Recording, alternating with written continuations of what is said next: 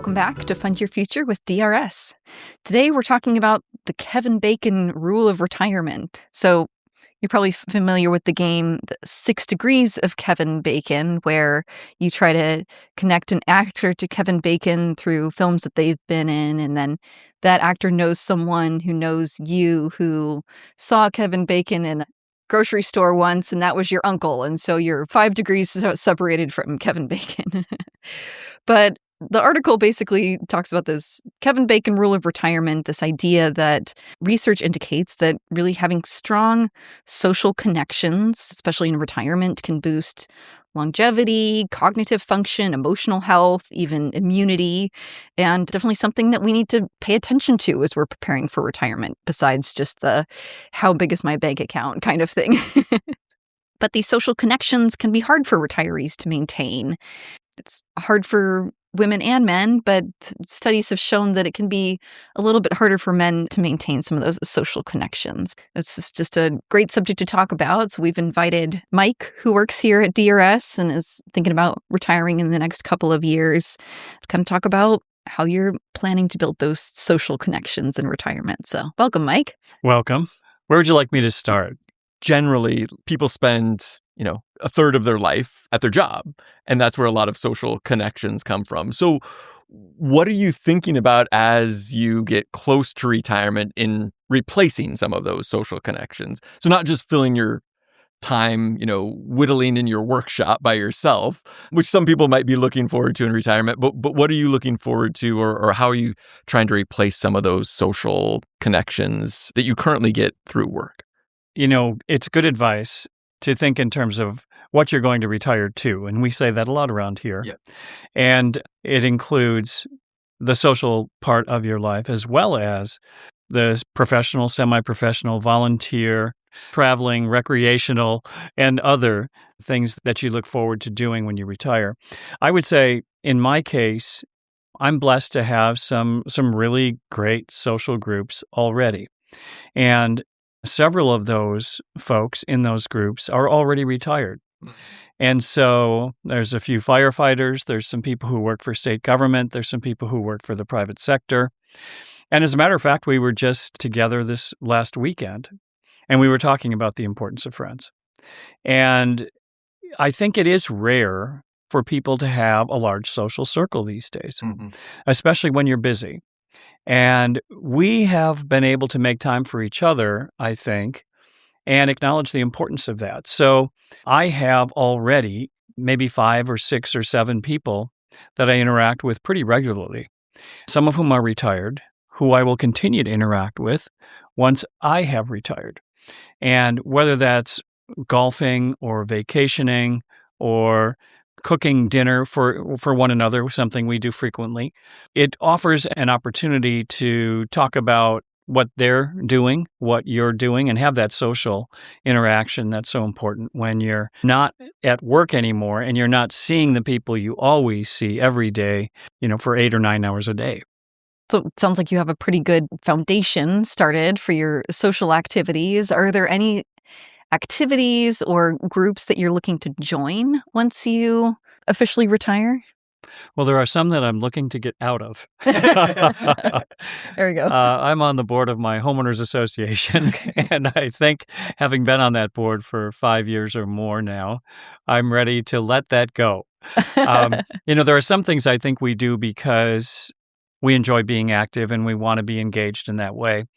I think when you get to retirement, there's this other side of your brain that says maybe you don't have to do the things you don't want to do as much anymore. Some of this sort of thing is more work than play.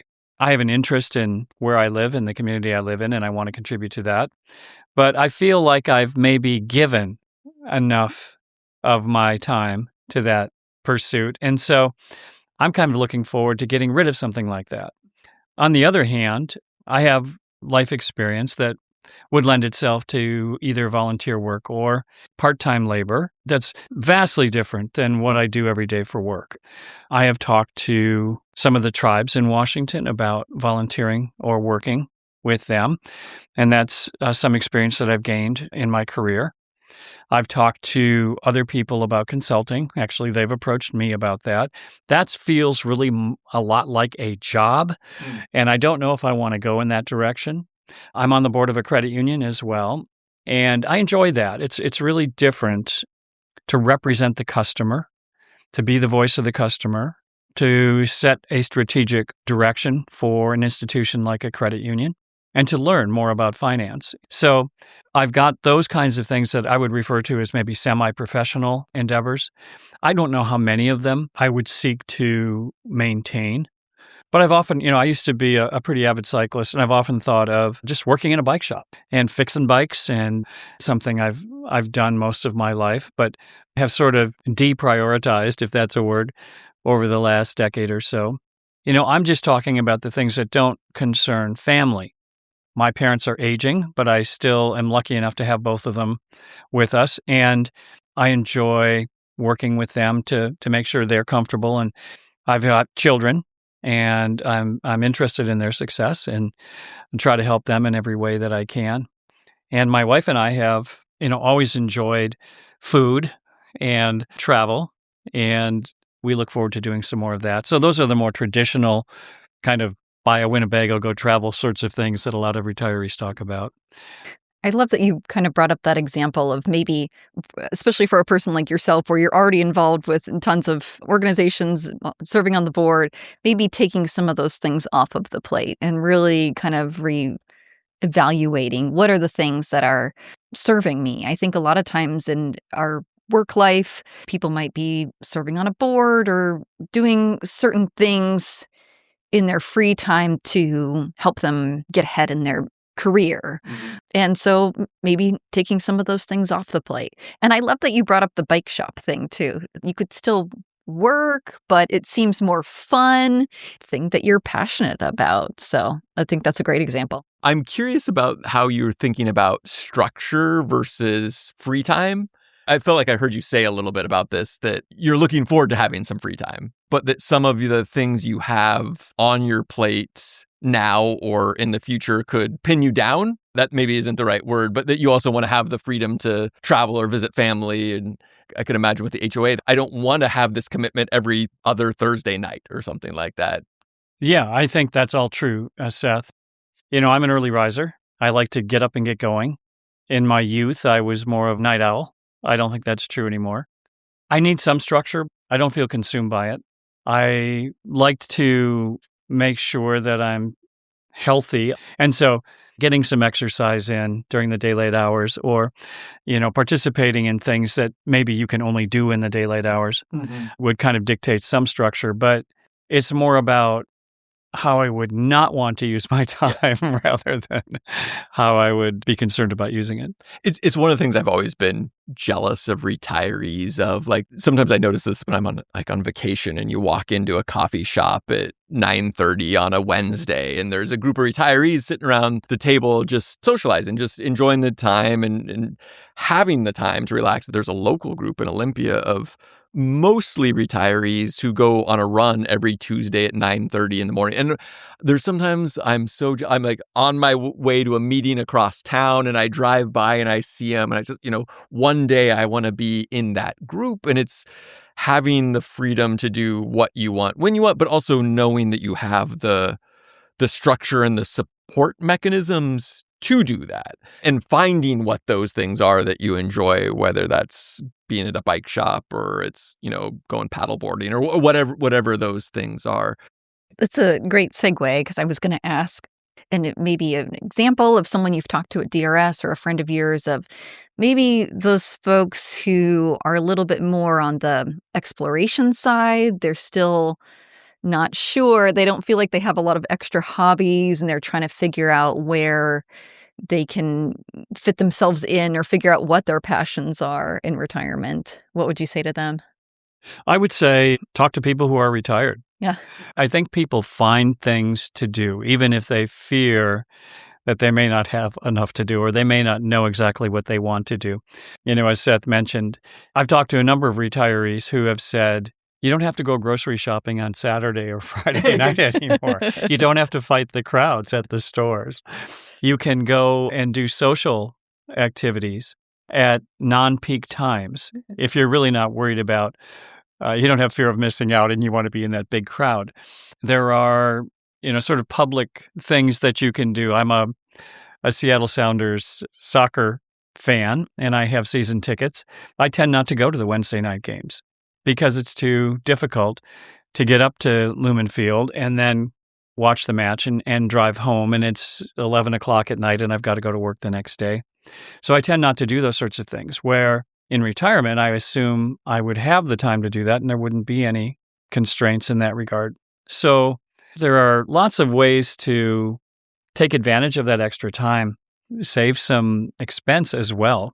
It's a lot cheaper to stay in a hotel on a Monday night than it is to stay in a hotel on a Friday night.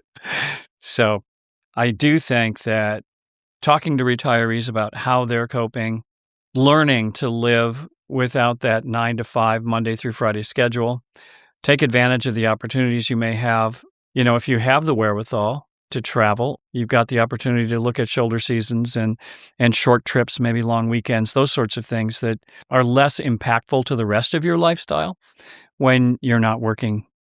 Yeah, it's a really good point to find those people who may be able to share your schedule. And I think this is one of the things we oftentimes hear from retirees that is so challenging, especially with people that have a spouse, if they're retiring at different times. One of them has a different schedule, and I work with a woman in the office whose husband is retired, and she's trying to push him, go do the things that you want to do. You don't need to have the weekend to do these things. You can do them midweek. And it's definitely a shift in perspective for people and how you think about your days.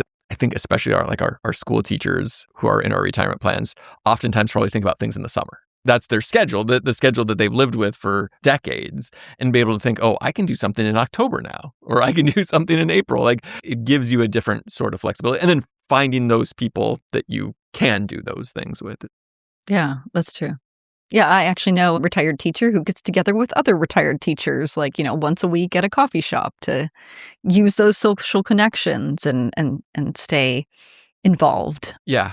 Yeah, I think there's lots of groups like that, retiree sorts of organizations. My wife spent some time volunteering at the local food bank, and almost all retirees there that were also volunteering their time for the same, they wanted to get back to the community, but they also appreciated having the set schedule. And it was, a Tuesday at 10 o'clock in the morning. I always want to volunteer for Habitat for Humanity, and everything they send out to me is like, oh, we're going to, rip up this deck at 3 o'clock on a Thursday. Like, well, I'm sorry, I'm not going to be able to make it. But it seems like a great social opportunity as well. So, one of the final things I want to talk about that was mentioned in that article about the Kevin Bacon method of retirement, they also talked about choosing to spend money on others and how that can really deliver a meaningful boost to your happiness, or it's a really valuable way of enjoying your retirement, of, whether that's friends or family or donating to organizations. It definitely builds a social connection. Yeah, and social connection. Yeah. Yeah, do you have thoughts on? Just this weekend, I was up in Packwood, Washington, and the opportunity we had to visit, and I was missing a Sounders game. And I have somebody who been sitting next to for 10 years, and we really enjoy the company of our seatmates. And he had family in town, and he was asking whether I was going to go to the game, and if not, he was interested in the tickets. And I kind of thought about it for a few seconds and thought, yeah, absolutely. So I gave Bob the tickets, and he was very grateful. But I agree that, spending on yourself all the time isn't always that satisfying. Being able to do something for someone is really gratifying, and it makes you feel good. And I think it does enhance that social connection, even if that's not the reason you're doing it. And we have always said, if I win the giant lottery, one of the first things I would do is pay off the mortgages of all my friends. Because if I had $100 million, what's giving away, 10 million of it? It's really not that big a deal. And how wonderful it would be for my friends to have that gift and to be free of any mortgage payment. And, it would be the gesture, not the cost to me, or not in any sense for a quid pro quo. It would just be the opportunity to do something great for people. So Agree with all of that, Jenny. Those are the sorts of things that if you're blessed enough to have the wherewithal to do them, they can have really powerful returns in terms of your satisfaction, your psyche. And I'm a big believer in that translating into better health, keeping yourself sharp and engaged as well.